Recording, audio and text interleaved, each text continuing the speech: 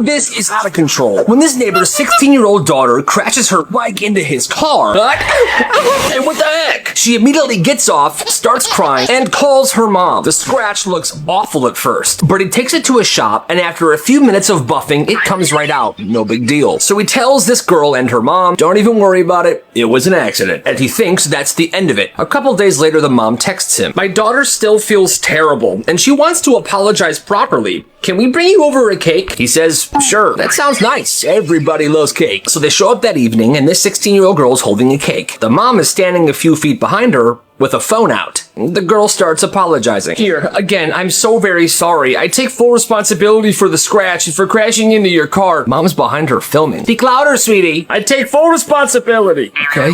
The mom then whispers, go ahead, now ask him if he accepts your apology. But that's when he notices the phone. Wait, stop. Are you recording this? Yeah, I'm gonna post it online. It's gonna teach a bunch of kids to take responsibility for their actions. Like, what? I can even blur your face if you want. He looks at the girl and says, I accepted your apology the day it happened. Then turns to the mom and says, yeah, I'm not doing your stupid video. The mom immediately gets irritated, starts arguing with him. Oh my gosh, you couldn't even let us finish? Let us do the video? Then he just walks back inside. What a weird apology. Because it wasn't for him or for the daughter. It was for the camera. The mom, I guess, wanted to go viral.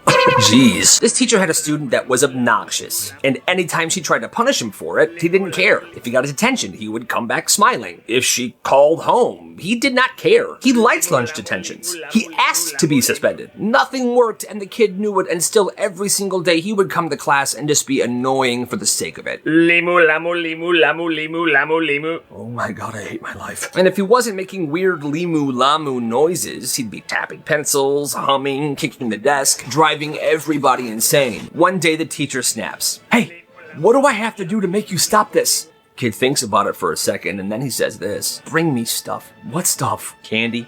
Snacks? Whatever. Now that's absolutely ridiculous. But the teacher was desperate because she's tried everything. There's no punishing this kid. He just doesn't care. So the next day, she shows up with a pack of gum. Hey, here, I brought you this.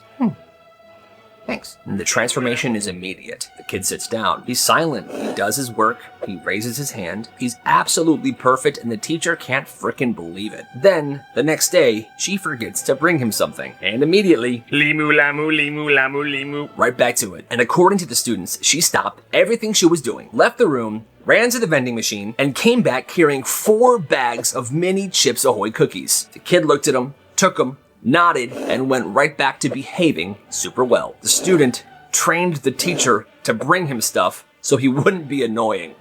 Honestly, kid's a legend. One summer, this kid owned the neighborhood. Where he lived, his house sat right next to the very popular neighborhood park. The park had basketball courts, baseball fields, tennis courts. If you were a kid in that town, you were chilling at that park pretty much every day. One summer, he's there, he realizes, kids seem pretty thirsty. Kids seem pretty hungry. They're walking all the way to their houses to get snacks, and then they're coming back. But then he looks at his garage, which, like I said, is right across the street.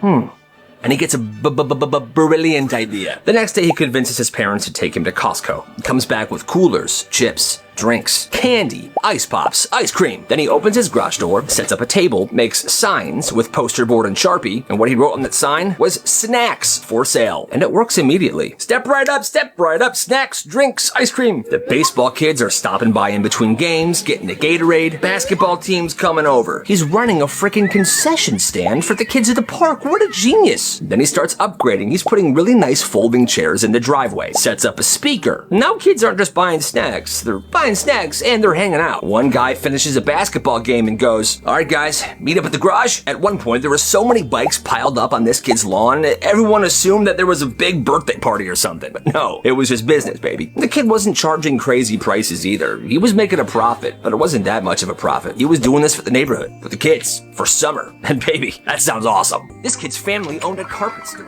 which meant their garage was full of carpet samples. Little squares that are all different colors and different textures. Little mini carpets. And now most people would have looked at these and saw worthless pieces of carpet, but he did not ignore it. He saw a business opportunity. So one Monday, he brings a stack of these carpet samples to school. He takes 2 and sets them on each side of his desk. And that, for that class, was where he put his elbows. Bro, what are those? Oh, these? They're desk carpets. They keep my elbows comfortable all class period. And that's all he had to say. Immediately, people wanted these little luxurious desk mats. And he just starts charging $5, $2, honestly, whatever people had. Bag of chips? Sure, here's 2 squares. Enjoy your class. After a while of doing this, a bunch of students at that school were using these every single day. The more the demand went up, the more he charged for the nicer quality fabrics. Business was absolutely flippin' booming. In total, he made around $700, and then the school shut him down, because that's what schools do. That's how you gotta think, and you gotta respect it. This kid never got in trouble.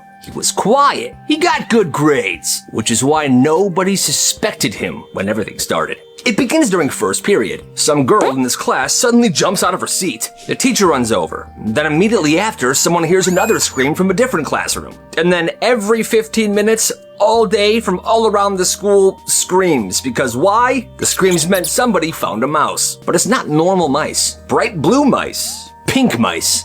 Green mice running through the classrooms and the school, and nobody knows where the heck they came from. And because each of these mice were a different color, they figured somebody had to have brought these into school. So they started going around and searching people's backpacks. Well, what nobody knew was that that quiet kid, that smart kid, was preparing for this for weeks. You see, I have a pet snake at my house. He eats mice. I've been stockpiling them, and he was dyeing them different colors using Easter egg dye. Then, on the day of the prank, he shows up to school wearing a trench coat, and he'd modified the inside of the coat so it could fit all of these mice. And all morning long on that particular day, he would walk through the school and slowly, one at a time, drop a mouse here, drop a mouse there, drop a mouse everywhere. The funniest part was nobody knew it was him. The only reason we know is because he shared the story. He's an old guy now. But the sad part is, most of those mice died that day. Rest in peace.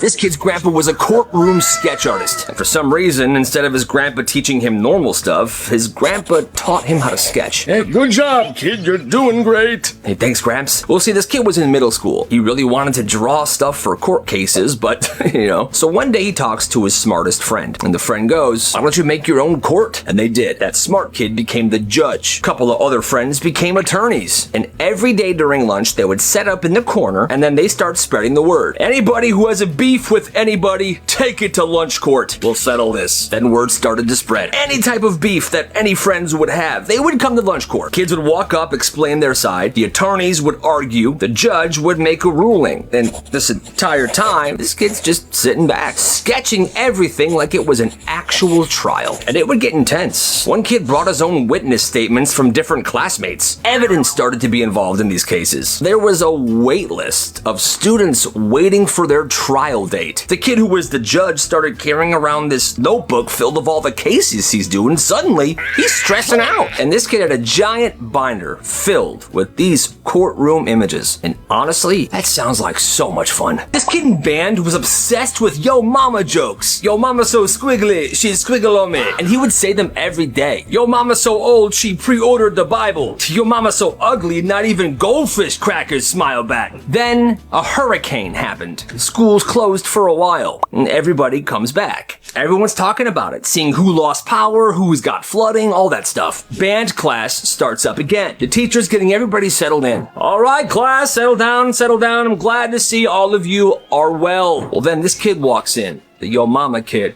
He's got the biggest smile on his face. The whole class can see what's coming. The teacher asks, Kevin, how you doing, buddy? Kid goes, Yo Mama. And before he could even finish, the teacher cuts him off without missing a beat. He says, died in the hurricane. I am so sorry. Silence. You could hear a pin drop. Yeah, the teacher's mom passed away during the hurricane. The kid's just sitting there, shocked. He quietly turns around, walks back to his seat, sits down. And according to every single person in that room, the Yo Mama joke kid never made a Yo Mama joke ever again. Every winter, this one patch of ice formed outside the side entrance of the school, and nobody ever salted it. And kids figured out something fast. If you hit it at full speed and land just right, you'll just keep on sliding. It was this long stretch that if executed properly, kids could just slide for what seemed like ever. Groups of people were doing it every morning. Yo!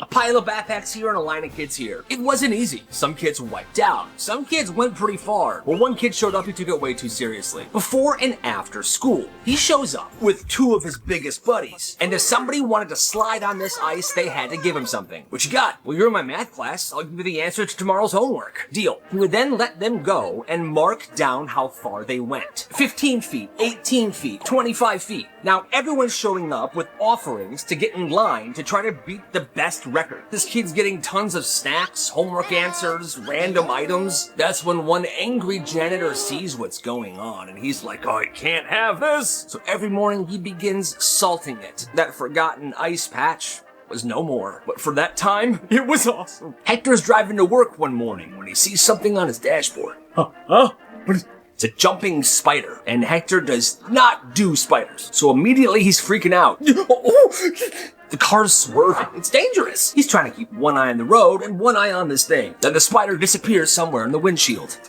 He's gone. For now. The next morning, Hector gets in the car to go to work, and the spider's back. This time, Hector kind of sighs. He's like, "All right, just stay there, okay?" And weirdly, after a while, he gets used to it. That spider's there every morning. "Oh, hey, morning, buddy!" Sometimes on the dash, sometimes on the radio knob. And eventually, Hector starts talking to it on his way to work. "Man, it's good to see you today. I didn't sleep well last night, but I think with some coffee I'll be good. If traffic was bad, look at this idiot. That's what I'm saying. If he's late, we're not gonna make it on time today, buddy." At one point, Hector doesn't see him for a few days. He gets worried, but then he pops back up.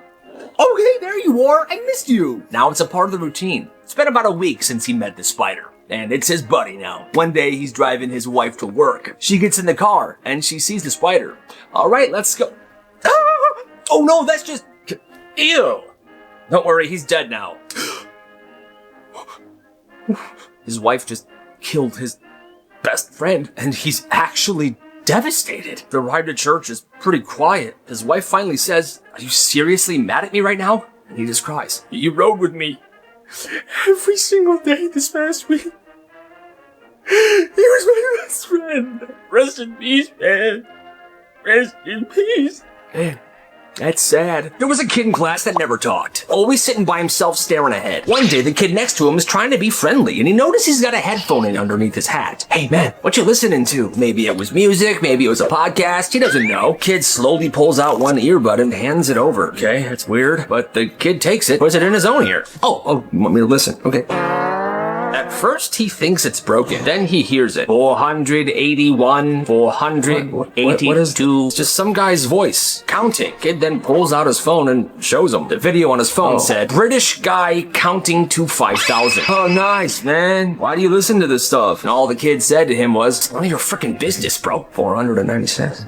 That is so weird. Who knows what tabletopping is? When I was in school, tabletopping was this kind of dangerous thing where you would get on your hands and knees behind somebody and your friend would push them down over you. Okay, I'm not recommending it, but this one school got a brand new teacher fresh out of college. It was literally his first week there, but he looked like a 16-year-old. "What's up? I'm Mr. Johnson." So one day during passing period, he's walking through the hallways carrying his bag. And on this particular day, this group of kids were going around tabletopping people. So they figured, hey, that's a student, let's tabletop him. Yo, next victim. Perfect. So these goofballs decide to go for it. One of them gets in front of him and says, "Hey, what's up, bro?" Hey. While the other gets behind him on all fours, and he pushes.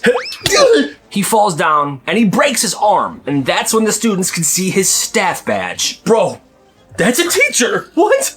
I could have sworn I was a freshman." Teacher screaming, his arm is broken in half. Office gets called. These kids literally get suspended. They were almost expelled. But that poor teacher, he was actually bullied for that entire year.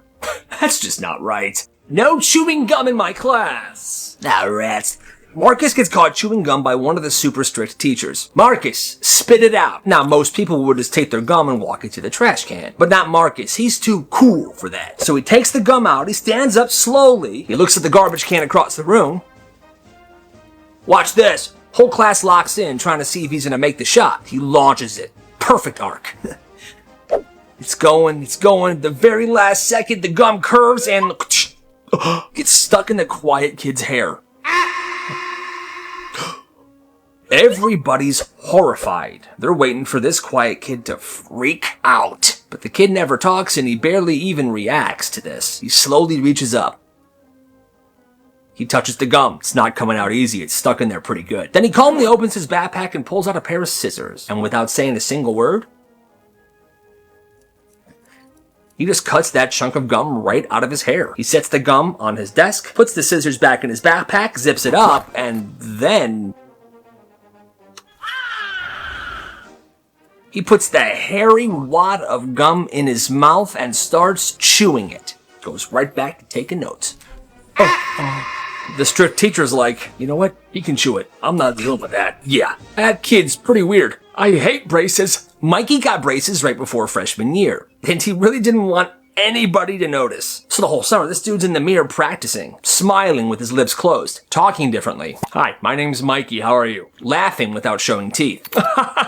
Fully rehearsing these facial expressions. First day of school, he thinks he's got it under control. Then English class happens. Also, Mikey's mouth was messed up. He had those rubber bands in different places. Well, the teacher asks a question, calls on Mikey. So Mikey, what do you think they did with all the cows? And Mikey responds something that made himself laugh. They made milk. He smiles big, his braces are showing, but one of those rubber bands that he has connected to his braces comes loose and just straight to the front of the room. Right into the teacher's eye. What was that? Oh no! It came out of Mikey's mouth. It was so unfortunate. Mikey was in the front row. Truly a freak accident, but Mikey was bullied for like a month. Poor guy. Hey Johnny, come to the bonfire next week. Awesome. Johnny was invited to one of the popular kids' bonfires, and this was a big moment for him. He was hyped. He decided he wanted to be the bonfire guitar guy. You know, the guy that would sit by the fire and play songs and everyone tells him how cool he is. So he buys a guitar with money from his first job. He spends that entire week practicing. Okay. Not too bad. They're gonna love this. Fingers shredding, watching tutorials. He's pretty decent. Kind of a natural. And finally, it's the big bonfire night. Like 20 kids there. They're all sitting around. Johnny brought his guitar. He sees his opportunity. Hey, you guys mind if I play a song for you? All right, man. Yeah, go for it. Okay, Johnny. Yeah, play us a song. So he starts playing, and he's actually killing it. Whoa, he's pretty good. Yeah, he is. People are impressed. Then he gets a little too confident. Starts going a little crazier. Fully dramatic rock star mode when all of a sudden, snap! One of the strings breaks and flies up and whips him right in the eye. And in a pure moment of panic, he just throws the guitar off him.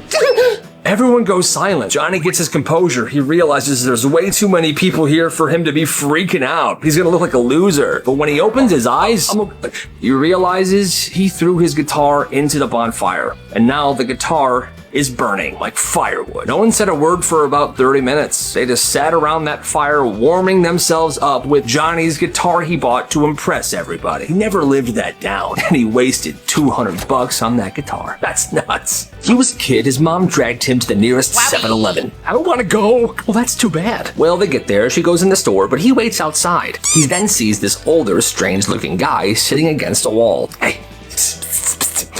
Hey, want to see something cool? And he's a kid, so he said yes. Of course he wants to see something cool, which you should never do. The man then smiles, and then pulls off a prosthetic leg and showed this kid his leg stump.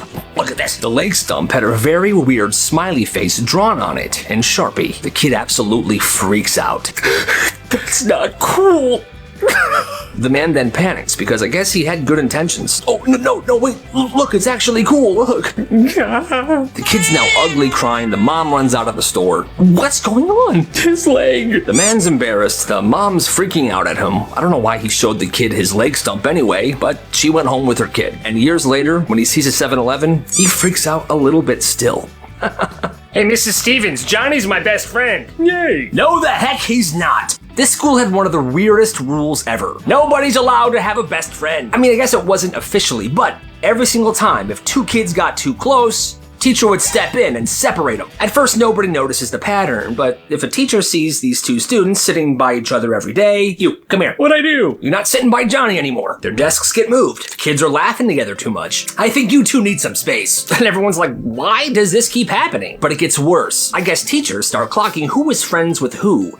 And during recess, they send them out separately. Okay, Billy, you go first, okay? You stay here. Not until Billy's done. You guys are not hanging out together. Teachers are trying to stop kids from getting too attached. This was their logic. If kids had a close friend, they wouldn't socialize with other people. So instead of letting friendships happen naturally, they treated it like a freaking problem. To me, is messed up. She got the question right. No, she didn't. This girl comes home from elementary school one day. She's genuinely upset over one quiz question that she got wrong. I wrote here that a tomato is a fruit. Sweetheart, a tomato is a fruit. You got that question right. And yeah, a tomato is scientifically a fruit. End of discussion. So the dad writes a note to the teacher. Hi, my daughter got this question wrong, but technically she is correct. A tomato is indeed a fruit. Thank you. The next day, his daughter comes home. Hey, Dad, she wrote you back. This is what the note said. She writes this. While a tomato is technically a fruit, because it is used like a vegetable, we are teaching students that it is a vegetable. That makes no sense. That makes no sense. The dad's just sitting there for a second, like, you're literally purposefully teaching students the wrong thing. A couple weeks later, that school has an open house. All the parents are invited, and that teacher is there. He walks up to her. Hi, I'm Mr. Johnson. Hi. So, what other completely false things are you teaching my daughter? She was stunned. Have a good night. Honestly, that makes no sense. Whatever you do, be cool. Dominic spent the entire summer preparing for middle school. He studied the map and he memorized hallways. He wanted to know where he was going because his one goal was he didn't want to look like a lost 6th grader on the first day. So the morning comes, he's got his backpack on and he's nervous. I'm nervous, but I'm ready. First class of the day is Spanish, and the Spanish class is all the way down in the 8th grade hallway, which already feels terrifying. So he's walking through and there's older kids everywhere. And when you're in 6th grade, the 8th graders seem huge. He's walking down the hallway. He's feeling good. He's acting cool. And then he sees a group of older girls, and his confidence kind of takes over. These girls have perfect hair. They're laughing. They're leaning on their lockers. So I told them, get lost. That's an insane thing to say. Did he cry? He decides to try to play it cool. He says hi to the girls, smiles at them, and winks. Ladies?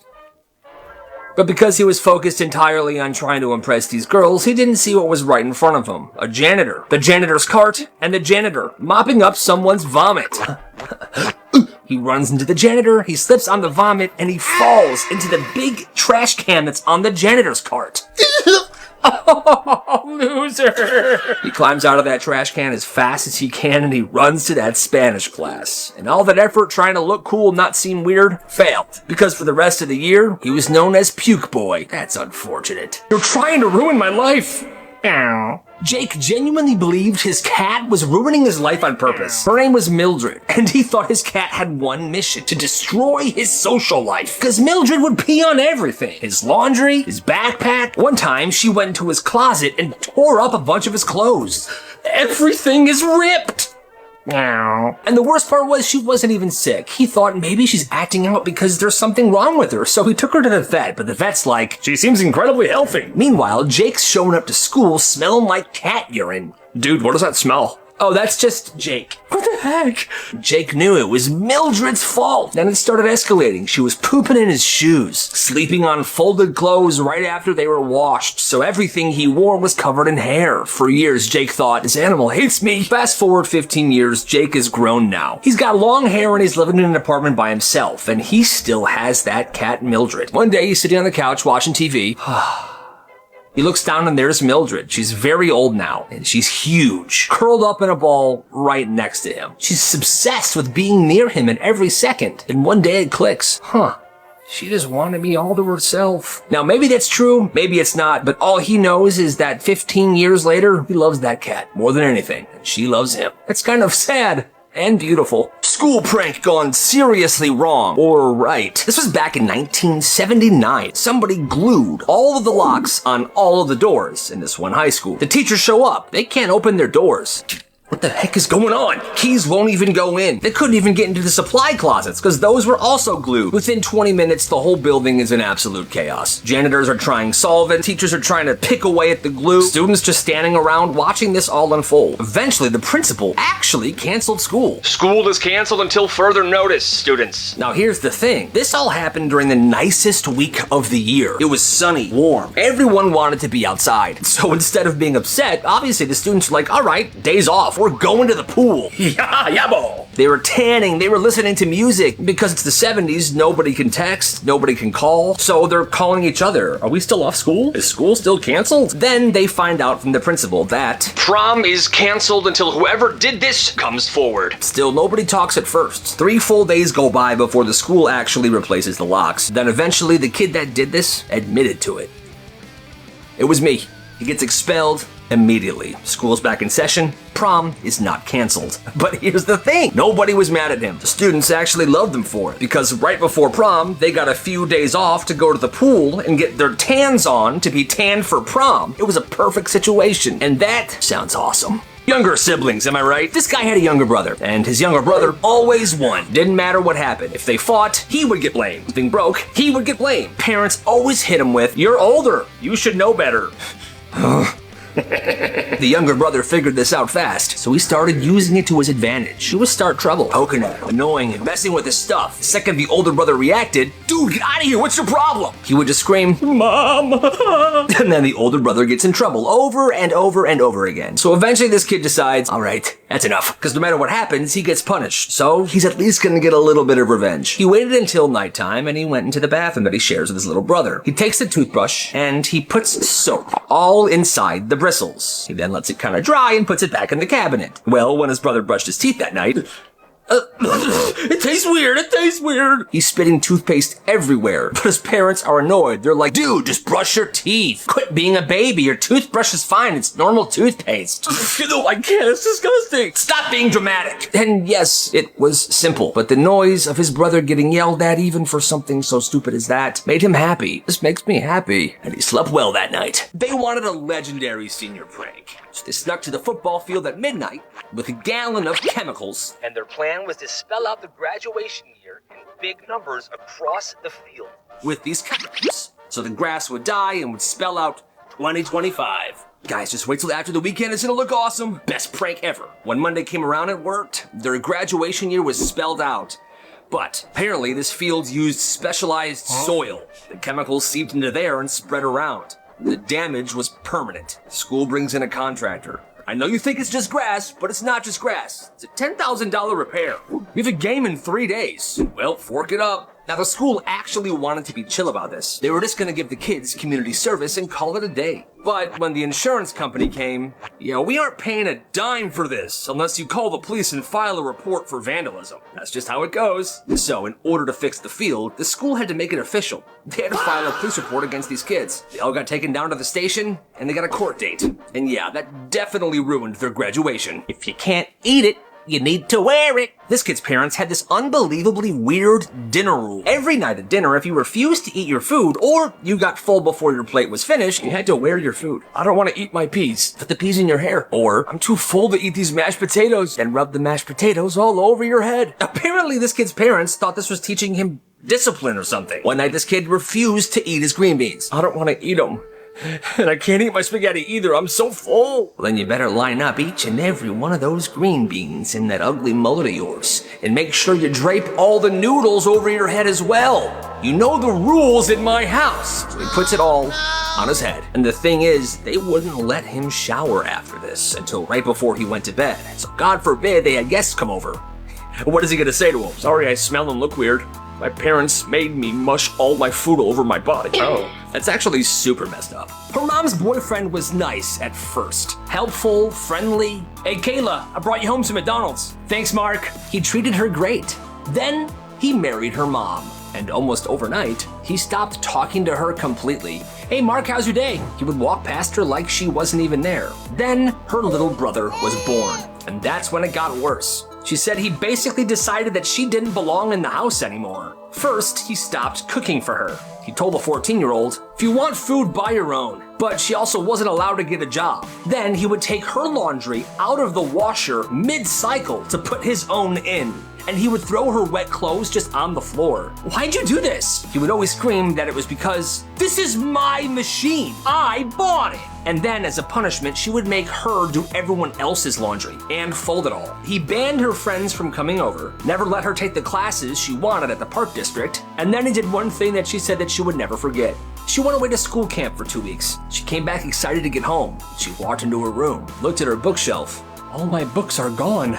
Every single one. Turns out, while she was away, he had been using her book collection to start fires in the fireplace. One by one, burning them for kindling. And that is another example of a horrible, horrible person. Oh my god, my farms! This was back in the Facebook game era. This kid's mom was completely addicted to Farmville. She'd wake up in the morning, pour herself a cup of coffee, and immediately it was farming time. Harvest, harvest, harvest, plant. My farm is looking great. This mom was also kind of a helicopter parent, so she would monitor her kids' activity online as well, which meant she had her kids' Facebook passwords. But more than monitoring their activity, she was also playing Farmville on their accounts. Basically a whole digital farming empire. All of my farms are doing amazing. She took it way too seriously. I'm not sure if any of you remember this or your parents, but Farmville meant business back in the day. One day, the kids get grounded for some bogus reason, and the son, he's mad. I'm mad! He wants payback, so he's sitting in his room and he's thinking to himself, what does she love the most?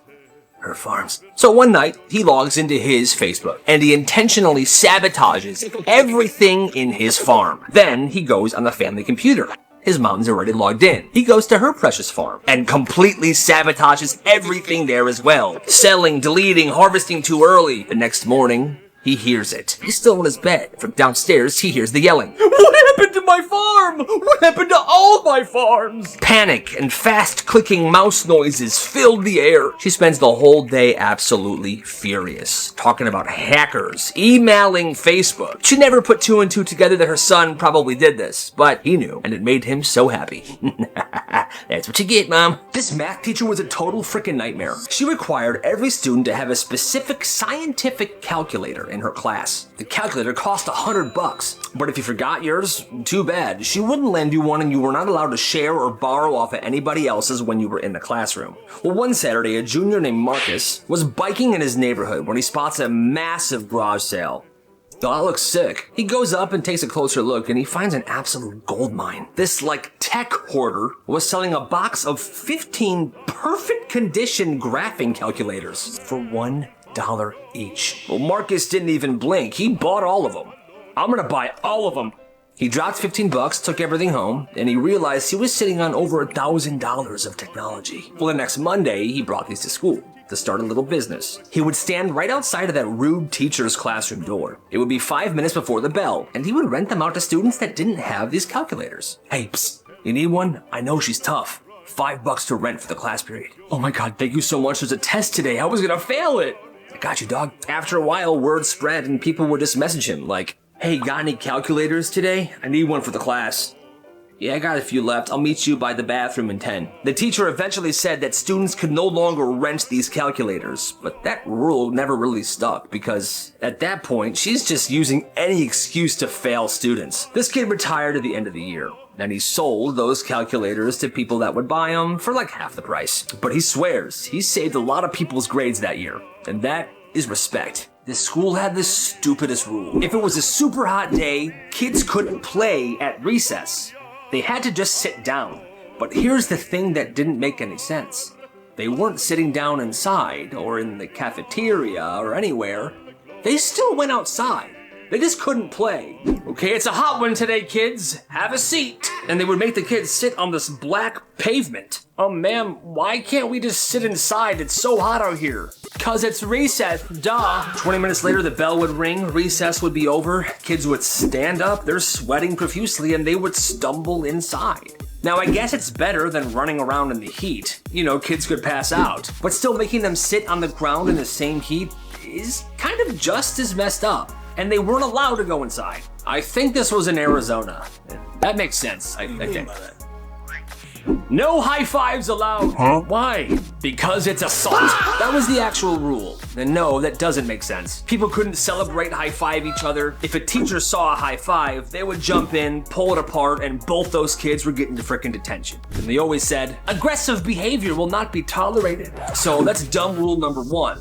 Then they started a new rule. The only liquids or beverages that students were allowed to bring into school were water and milk. And if it wasn't water or milk, they would take it away. They would check students' lunch bags every single morning as they were walking into school. Coffee from home? Gone. Flavored water? Gone. Gatorade? Gone. Tea? Get the heck out of here. One student had laryngitis and his throat was hurting him bad. The doctor said he could bring tea with hot honey to school. He even had a note, but the school took that note, ripped it, and dumped that tea out. You know the rules. I hate my life. And this was a kindergarten through 12 school. And these rules applied to everybody. The school also served the same lunch every day. 3 chicken nuggets and 3 carrots. And kids weren't allowed to bring anything else. Nobody knew what the point of this was. But what I do know is that sounds like the worst school ever. Every single morning, this kid bought the same thing from the vending machine. Sugar-free lemonade. Yum. The same vending machine, the same drink, every morning. It was his routine. Well, one morning, he drops his coins in. What the heck? Clink, clink, nothing. The machine is not recognizing this money at all. He tries to press the button to get his coins back, but nothing was happening.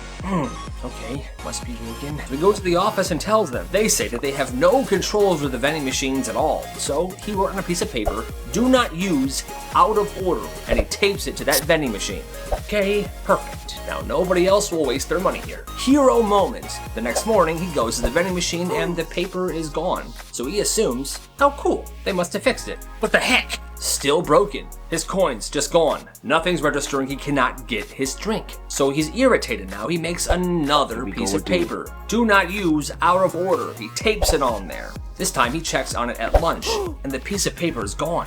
But the machine is still broken. Somebody is taking his paper off but not fixing the machine. People are probably wasting their money here. He didn't want people to make the same mistake he was doing, but he was like, why are they taking this down? So he goes to the principal again, makes the principal call the vending machine company. They come out and they fix it. Yeah. But all the money he put in there was gone. They wouldn't give him a refund. But hey, at least he got the vending machine fixed. And he got to have the sugar-free lemonade again. Freshman year, this kid dumped every single drop of soap on the floor of the boys' bathroom. Soap, soap, soap, soap, soap, soap, soap, soap, soap, soap everywhere. Yeah, it was a mess. There was soap everywhere. It was a slippery crime scene. You would think the janitor would come in, clean it up, they would punish whoever did this, and they would refill the soap. But that's not what they did. In fact, they took the soap out of every other boys' bathroom in the school, and they left all of the soap dispensers empty for 4 years. One kid makes a huge mess one time, and now every single boy at the school cannot wash their hands with soap. Yo, this isn't fair at all. It's actually disgusting. And whenever someone complained, the teachers were like, well, you can thank whoever made the mess the first time. And kids started bringing their own soap in their backpacks, but most people didn't. And that's when one kid decided to start a soap business. He bought a bunch of tiny soaps from the dollar store, and he sold them for $1. So he wasn't making any profit, but he was able to provide soap to anybody that had $1. And to this day, pretty sure there still isn't any soap at that school. That's nuts. He was trying to impress a girl. Yeah, I'm freaking strong. Okay. So to try and impress her, he was gonna punch this kid that was standing right by him. Watch this. But what he didn't know is that kid was quick. And as the punch began to fly towards his face, he ducked. But that kid was standing right in front of a concrete wall. So the dude that was punching him's hand went straight into it. Ah! Oh! His wrist is completely broken. Teachers come running, a crowd gathers, and both kids were pulled aside. The dude that broke his wrist was taken to the nurse's office, and the other kid was taken to the principal's office. We don't tolerate fighting in this school. I didn't fight, he just tried to punch me. Yeah, well, he broke his wrist. Well, what did you want me to do? Not move out of the way? Yes, your face is softer than the wall. And that kid got suspended. That is not okay. He's a grown man, afraid of frogs. You can't go fishing. You won't walk near a pond. If a nature documentary shows a frog, nope. If he sees a cartoon frog on a commercial, hey, turn this off. If he's at a pet store, he will not walk down the aisle where the frogs are. I'm not going down there. Don't make me go down there. And nobody understands it. One night, he's chilling with a friend, and his friend finally asks him, hey, bro, I always meant to ask you, what's your deal with frogs? He laughs it off at first, then he goes quiet. He says it started when he was 8 years old. It was summer. He was at the pond behind his grandma's house. Him and his cousin were messing around near the water.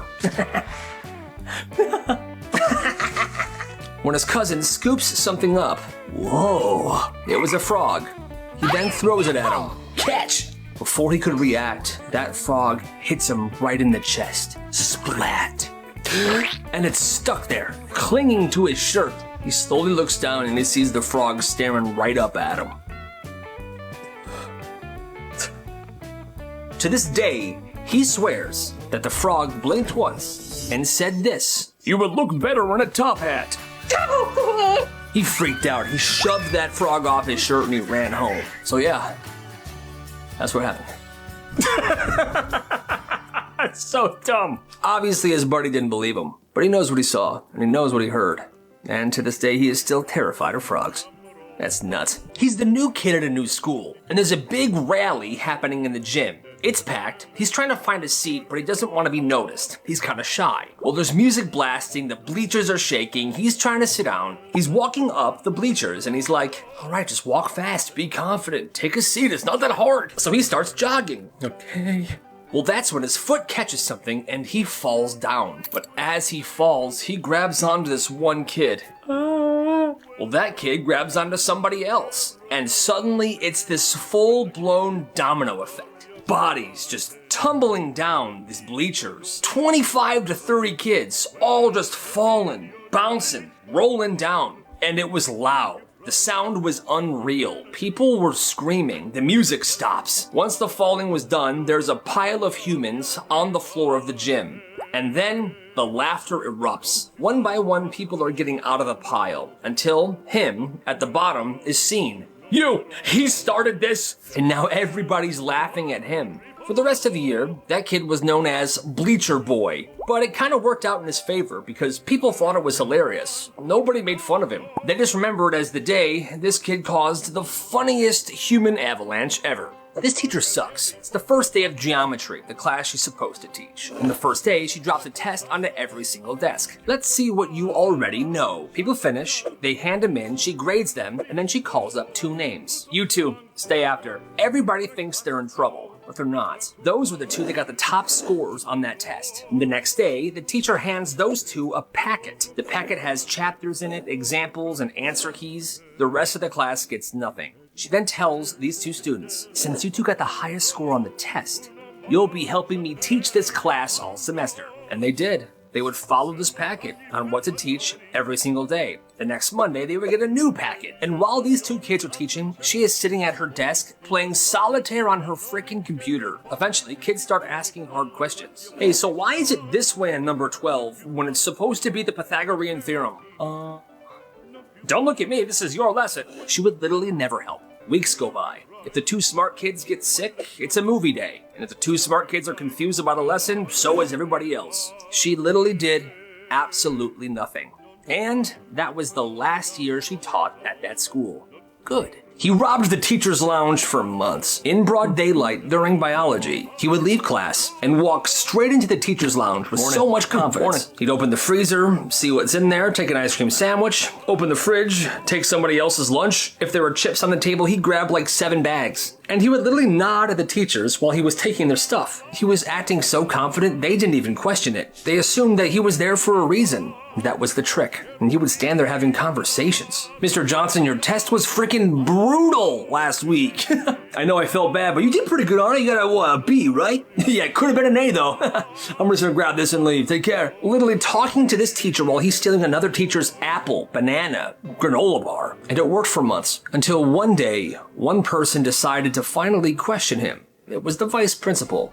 Yo, what are you doing in here? All that confidence and swagger, and he never decided to think of a story of why he would belong there. So, he was busted and suspended for 5 days. The biggest, burliest guy finds a baby squirrel in his yard. Oh my god, it's a baby squirrel. This dude's an ex-trucker, built like a linebacker. He hears a tiny squeaking sound in the grass. Hey little guy, come with me. I'm bringing you inside. He takes the baby squirrel inside, and he begins to bottle feed it milk. Yeah, drink up. It's good for you. He carries this squirrel around in his shirt pocket, day after day, taking care of it, raising it. Well, one day he tries to release it back into the wild, where he thinks it belongs. Go on. I said go on. But the squirrel refuses to leave. Every time he sets the squirrel down, the squirrel crawls right back up and sits on his shoulder. I guess you're staying with me. So he keeps it. Meanwhile, this guy also has 4 Pomeranian dogs. So this entire time, the squirrel was raised with these dogs. At night, the squirrel sleeps in the dog pile. When people come over, the dogs all race to the door, but so does the squirrel. Rufus, Spot, Marlowe, Steven. Oh, there he is, Nutty. To this day, that squirrel is this guy's best friend. The dogs are too. But hey, that's amazing. They're going on a family trip, and their flight is at 5 in the morning. That's so early, Dad.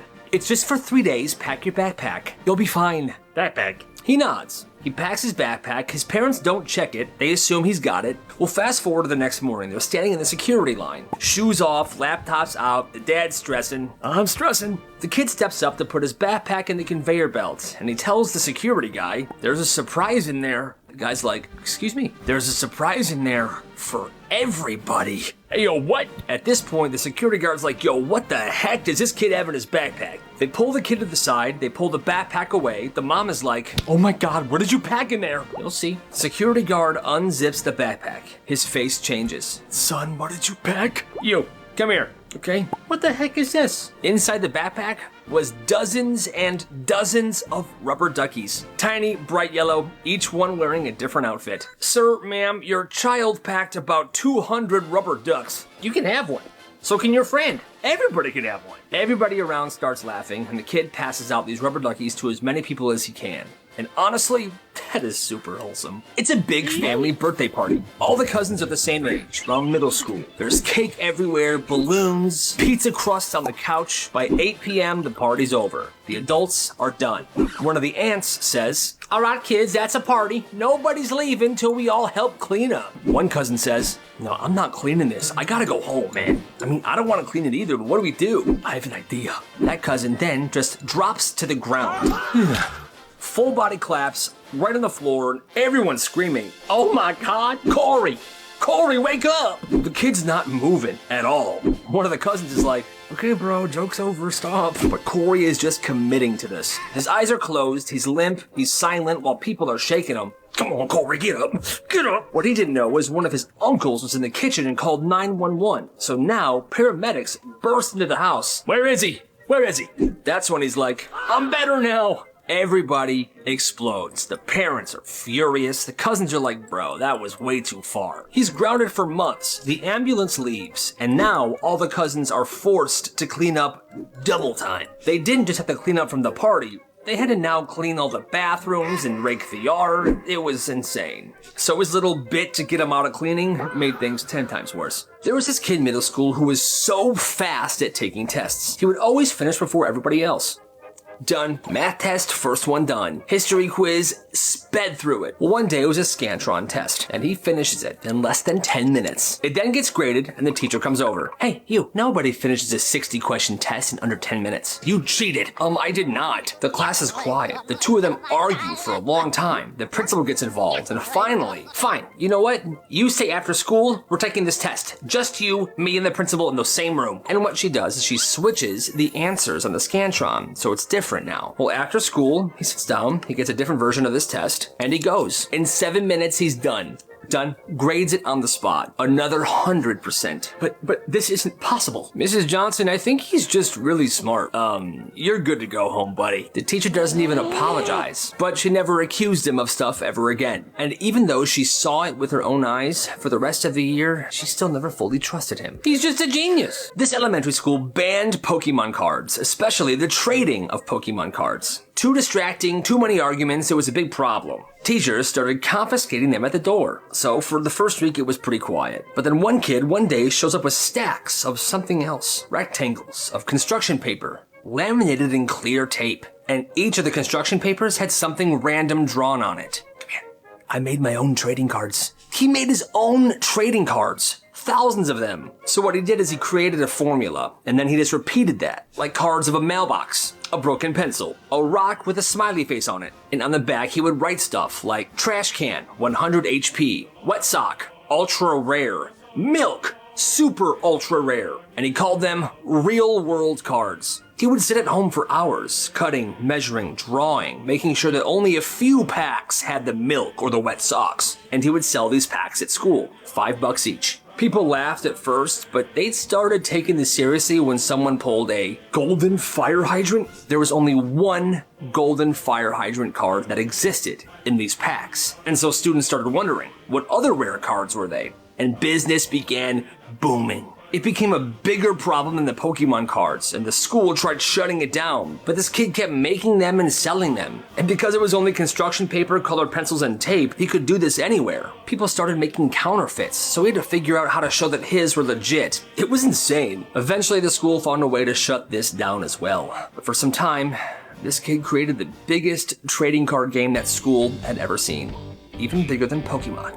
It snowed heavily overnight. It's now early morning, and this retired guy is snow blowing his driveway. Milk, milk, milk. He clears his driveway, then he does his neighbors to the left, and then his neighbors to the right. He usually does those, just as a neighborly friendly thing, because they're also old. He parks the machine, goes inside, and puts on The Sopranos. Hey, gabagool, Tony's gabagool. The doorbell rings. He opens it, and it's a woman from like 5 doors down. She just moved in. Hi, why haven't you done our driveway yet? I'm gonna be late for work. I saw you do these two. When's ours gonna be done?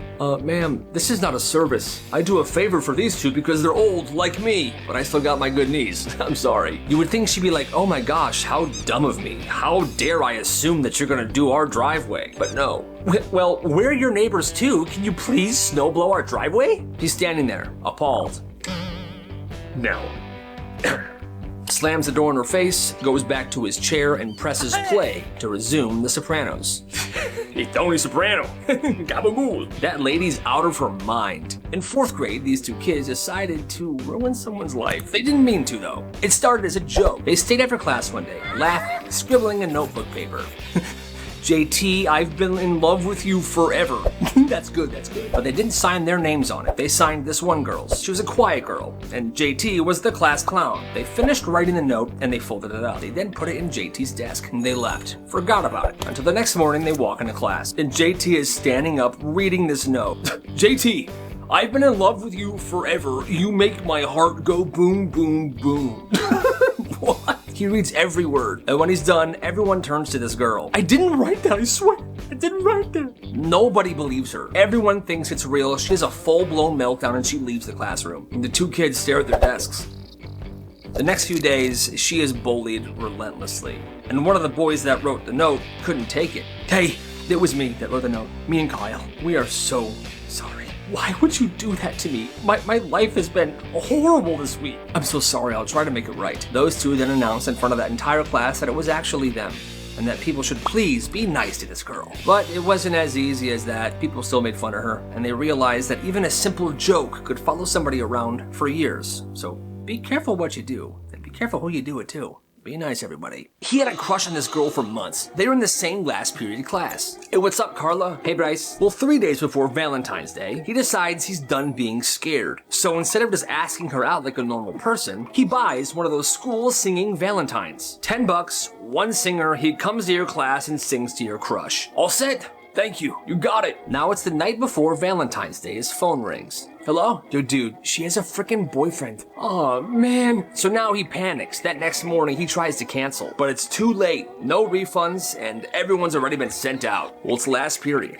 He's sitting there praying that they ran out of time and that somehow his order would be skipped. 10 minutes left in class. Please, please, please. And here this guy comes. We have a singing Valentine here for Lady Erickson. Oh, that's my last name. That's me. And he begins. Wild thing, you make his heart sing. He's in love with you. Or something like that. I don't know the song, but it goes on for a good 45 seconds. Yay! Now, she obviously assumes this is from her boyfriend, but then he hands her the card. And here is the card from your Valentine. She opens it up. Bryce? I didn't know that you... I have a boyfriend, you frickin' creep.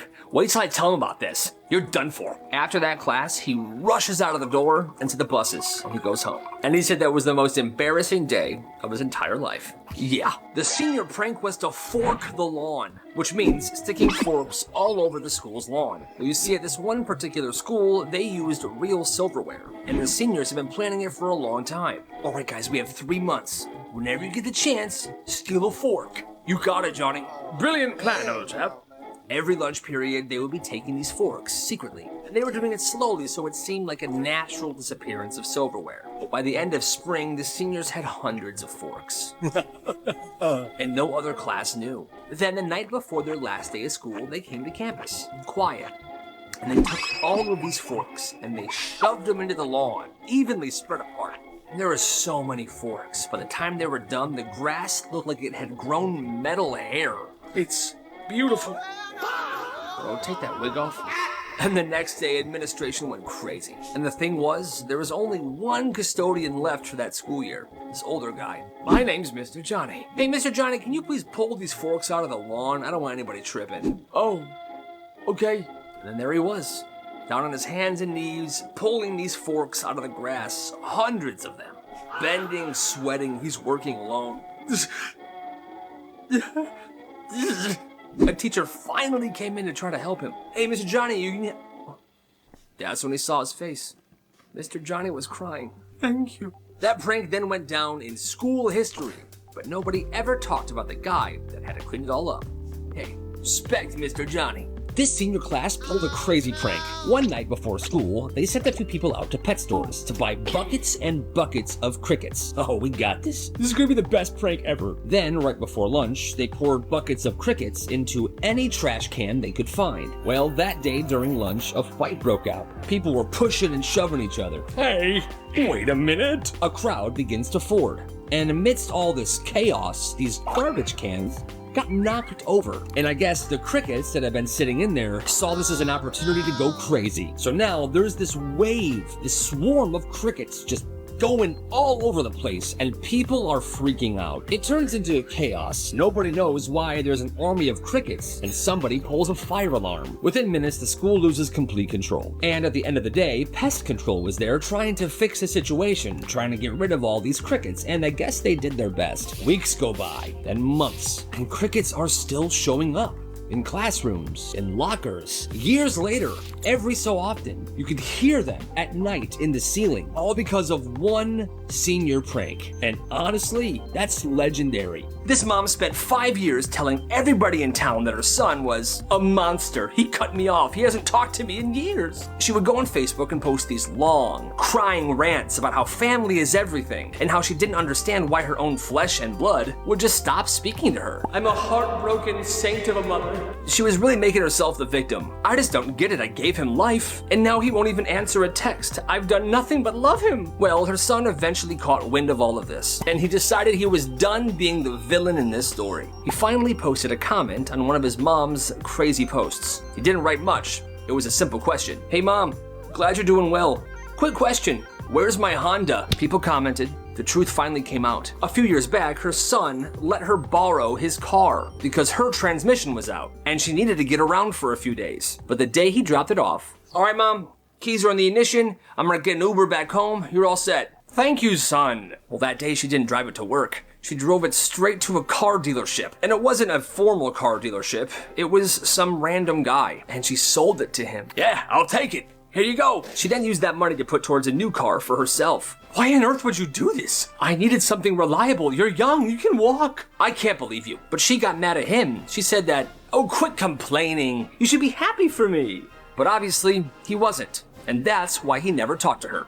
Good reason. He pre-ordered a cake for his mom's birthday. Okay, I'll pick it up soon. It was a custom order. He walks into the bakery, gives the pickup name, Carlos. Okay, I have your cake right here. Then a woman steps closer to him. Hi, that's a really nice cake. It is, right? Can I have it? No, sorry, it's a custom-made cake. But custom-made cakes take so long, I want yours. The guy just turns his back to walk away, but this woman turns him around. Okay. No, don't walk away from me. Excuse me? Give me that cake right now. Absolutely not, it's my mom's birthday cake. Well, me and my kid want it more than your mom. This guy sees the kid buyer and looks at him. Leave me honest. The kid doesn't even care. The worker comes over. Hey, what's going on in here? I want that cake. The worker says no, so this woman tackles the guy. Hey man, run! Take your cake and get out of here! The guy then escapes the shop with the cake, while this woman and the worker are fighting on the floor. The cops were called, and that woman was arrested. But seriously, who crashes out that hard over a cake? Doesn't make any sense to me. She's nuts. This kid rode his bike to a grocery store. Yeah. He's using some of his summer job paycheck money to buy some snacks, chips, and sweets. He buys them, goes outside, and sets down the bag while he's unlocking his bike. Yeah, set you right here, unlock the bike. When he unlocks his bike and looks around, the bag is missing. What is it? That's when he sees this kid, younger than him, stuffing the stuff in his backpack. The kid runs home. Yo, what the heck? That's it, I'm gonna follow him. He takes his bike and follows his kid to his house. Knocks on the door. The mom answers. Yes? He stays calm. Yeah, your son took my stuff. I got some groceries and some snacks. I saw him put it in his backpack and run away. I just want it back. My kid would never steal. I saw him do it. If you don't leave my house right now, I'm calling the police because of harassment. Well, he doesn't leave. They call the police, and 5 minutes later, the cops show up. They hear both sides. They then say, "Kid, open your backpack, please." Okay. And there the stuff was. Chips, sweets, everything. Yeah. Give it back, please. Give him the stuff back. Cops leave, the mom shuts the door in this kid's face, and they go their separate ways. But that's so embarrassing for that mom. That kid didn't learn anything, because a couple days later, he went to the guy's house that he stole stuff from, and he threw eggs at it. What a little jerk. They had just moved into a house in the woods. All right, family, here we are. Go check the place out. We're gonna be so happy here. So they only been there for a few weeks. Every once in a while, some wild turkeys would show up in the yard. 5, maybe 6 of them, and they would just wander around. Nobody thought anything of it. Hey, look, kids, the turkeys are back. Yay! Well, Thanksgiving comes around, and although there are turkeys by the house, this guy doesn't hunt one, he goes to the store and buys one. He cooks the turkey, the table's all set, and now the dining room table is right in front of this giant window. Well, he puts the cooked turkey down, he grabs his carving knife, and he starts to carve this turkey. Okay. Well, as he's deep into the carving, he looks up and out the window. I kid you not, there were 15, maybe 20 wild turkeys lined up, staring directly inside this guy's window as he's carving the turkey he just cooked. What is happening? Honey, I'm hungry. Is food almost ready? Sweetie, look. They're watching us. What? He lowers the knife, takes the turkey, brings it into another room where there are no windows, and he finishes carving it there. And then once this guy moved to a different room, one by one, those turkeys went back into the woods. That is wild. Every kid at this one school got a Chromebook. It was for homework, and they were allowed to take it home. Well, this one kid's mom wanted to punish her kids one day, so she took away the Chromebook so they wouldn't have access to the internet. Mom, I need the Chromebook. I don't care, I'm locking it up until your behavior improves. Okay, well now, naturally, this kid's grades begin to sink because he doesn't have the Chromebook or the internet to do his homework every night. So the mom gets mad again. Your grades are absolutely horrible. Mom, you took the I don't want to hear it. So the mom installs locks on this kid's bedroom door. And it wasn't like a cheap lock, it was a fingerprint lock. So if he wanted to sleep, he had to ask for permission. The mom also changed the house locks as well to only open for her fingerprint. So someday he would get home from school and he would have to wait outside. This is horrible. I hate my life. He explained to his teachers what was going on at home, and they tried calling the mom and talking some sense into her, but the mom always said, "I know better than the school, I know better than you teachers, I know better than anyone," okay? This went on from when he was 14 to 18 years old. At 18, he moved out of the house immediately. And now the mom, of course, is like, "Hi, it's your mom. Why don't you come see me anymore? You never visit." He never visits. I wonder why. There was this kid named Silas who hadn't spoken since the 6th grade. Silas went 3 years without making a sound, until he ended up in Mr. Garrett's algebra class. I'm Mr. Garrett. Now, Mr. Garrett was a notorious power trip, loved picking on kids for no reason. Well, that particular day, he was really laying into this kid named Leo. Well, are you stupid, Leo? I asked you for the answer 10 minutes ago. Stand up. Sit down. Now, Leo was a freshman, and he had a stutter. And on that day, he was clearly on the verge of a full-blown panic attack. The teacher was being ruthless, and the class was silent as well. They were like, "This is super uncomfortable." Teacher's still laying into him. "How did you even get through middle school? You are the dumbest student I've had in years." Well, that's when the class heard a scrape, like someone's chair being pushed out. It's Silas, and he's standing up now. "Silas, sit back down. This does not involve you." Silas didn't sit down. He walked right to the front of the room. He stood between the teacher and the kid, and he spoke for the first time in 3 years. "He's not the one who's stupid, Mr. Garrett. A good teacher doesn't need to bully a 15-year-old to feel powerful. So there's something weird about you." Mr. Garrett was so stunned because this kid hadn't spoken all year that he just sat down, stunned in his seat. Silas never spoke at school again for the rest of the year. He didn't have to, because everyone already knew. Sleep over at his friend's house, they're chilling in his friend's bedroom. Come here. Catch me. Oh, man, you win again. Well, this kid turns his head for a second, and he sees his friend's grandma standing in the doorway just staring at him. At first, he's like, okay, this guy's grandma's pretty weird, but I'm not gonna say anything. A little while later, this kid goes down to the kitchen to grab a drink. He gets in, opens the fridge, he feels that weird feeling that someone's watching him, then he closes the fridge, and the grandma's right there. Nah.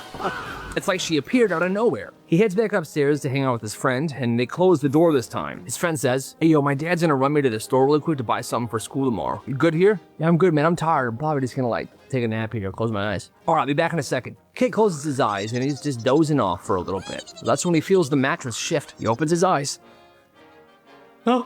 And Grandma's sitting on the edge of the bed with her fingers crossed, looking at him politely. "Hello, I'm Grandma." "I am Grandma." "Hi, Grandma. Hi. I'm gonna get a cookie. You want one?" Sure." "Okay. Shh. Don't tell the family." And she goes away. She never comes back with the cookie, but his friend returns. "What's up, bro?" "Yo, bro, what's up with your grandma, man? She's like stalking me." She just does that, man. She likes to know where everybody is at all times. I think she was watching me sleep." "Oh, well, you're lucky." "How am I lucky?" After that night, he never sleeps over there ever again. It started over a jelly donut. "Oh, that's my donut." I bought it. It was the last one." "Yeah, but I was technically in line before you." "Yeah, but then you went to the bathroom because you had to take a dump." "Steven, you told her?" "It's the truth." They argue and argue. They start shoving. Then the donut drops on the floor and somebody steps on it. It's no good. It turned into this big thing. Apparently, the school had began picking sides. Nobody even knows what it's about. So now it's two large groups of people. At the front are the two girls, and they just start brawling. And the kids who aren't involved are just watching, like, "Dude, this is messed up, we gotta leave." "Okay, let's go." Well, as those two try to leave the cafeteria, two plainclothes cops come in. You're not going anywhere." "Nobody's going anywhere." But by this point, it was out of control. The large fighting crowd makes its way outside, and now they're fighting in front of the school. Hundreds of kids shouting, fighting, people recording it. The security guard gets knocked over. "Ouch! Ouch!" Somebody pulls the frickin' fire alarm, and that's when it happens. 10 cop cars just storm in. They get out of their car. They're wearing helmets and shields, and that's when all the students realized, oh, we should probably stop. But everyone that was involved in the fighting got into huge trouble. Let's just say for the next week, attendance was very low. তুমি অনেক ভালো একটা মাইয়া, তোমার অনেক ভালো হইবে। আমার মা হাসপাতালে ভর্তি, ডাক্তার কইছে 2 ব্যাগ রক্ত আর 1 লাখ টাকা যদি আজকে জন্য পাগল আর আপনি তানিয়ার জন্য পাগল। আরে জুলি, এইটারে কয় ভালোবাসা। আরিয়া, তোমার হাতের রান্না। তোমার বড় ভাইয়ের ভালো না থাকলে এখান থেকে চলে যেতে বলো। আরে জুলি, তুমি আবার কি রাইখা কি নেমে ফেলতে পারো, তাহলে আমি নিজে দাঁড়িয়ে থেকে তোমার আর তানিয়ার বিয়ে দেব। সারাদিন ধরে ভিক্ষা করছে, আমাদের 1 লাখ টাকা আর 2 ব্যাগ রক্ত লাগবে। কি করবো বলো, আমি তো আর প্রফেশনাল রিক্সা চালক না, প্রেমিক রিক্সা চালক। আমার তাহলে ক কি লিখছস, কয় লাইন লিখছস ক। সে কি তোরে খুব ডিস্টার্ব করতো? আরে না, আরে শোন না একবার কি। আচ্ছা ভাই আমাকে আপনার সাথে লেগে যান। কাম তোরা, বুঝছি তো আমি, আজকে আমার বিজয়ের দিন। এখানে 100 কবিতা আছে, সার্ভিসটা তো একটু আলাদা থাকবে, তাই না? দেখেন আমি কলেজে যাব, আমার দেরি হয়ে যাচ্ছে, এসব নাটক দেখা চাইছে আর কি। ওই যে তানিয়া তো পড়াশোনা করে সন্ধ্যার সময় যদি একটু খায় মাথাটা ঠান্ডা। এই এগুলা কি? এই কার্ডের ভিতরে আমার মেয়ের নাম লেখা কেন? এই বাইরে মনে কর পিক করতে, বুঝছো? ওই যে পড়ছে আছে। বলছে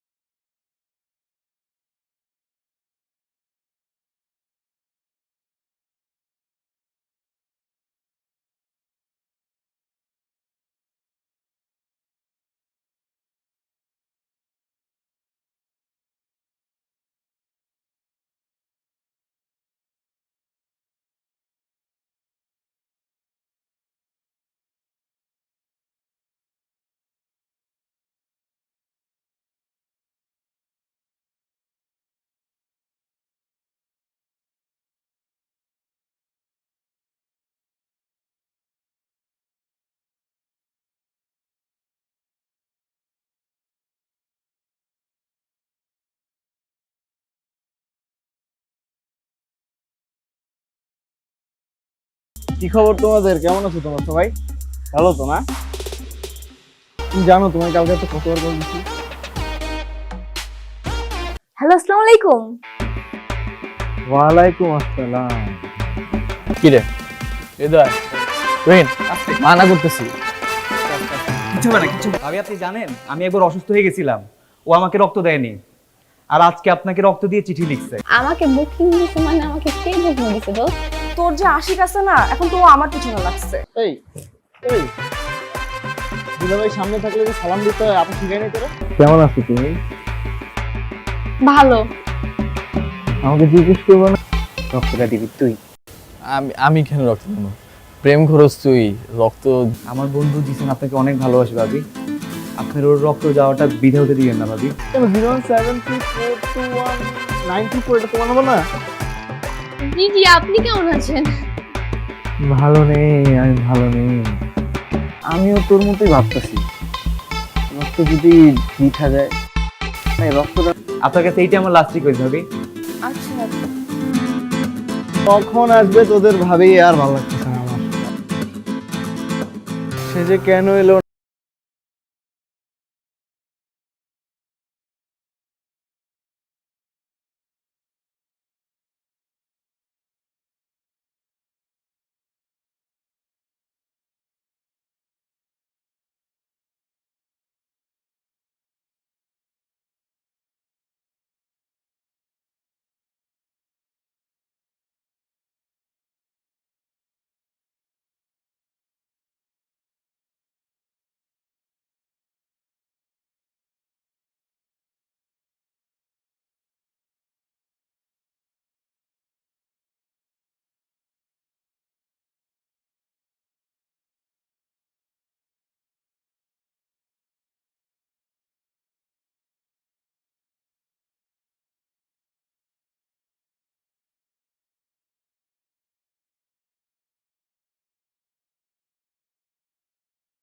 আবার আসুন, তো এরপর যখন আসুন আপনার মেয়ে আমারে ডেকে নিয়ে আসে। পড়বি না। আমি পড়বো মানে আমি কি পটে যাওয়ার মতো মেয়ে নাকি? হ্যাঁ, তাহলে আমি হইতেছি রিক্সা, তুমি হইতেছে এসি বাস। মামা ভাড়া নিত কষ্ট, আমার বুকে পাইতে গেছে, আমি অনেক কষ্ট পাইছি ভাই। কষ্ট কোনো ব্যাপার না। এই রিকশা, এই ঘটনা ইতিহাস হয়ে থাকবো যে সেলিম ভাই আরে জুলি গেছে বাইরে মনে কর পিক করতে, বুঝছো? মিনিমাম 1700 লাইন কবিতা লাগবো।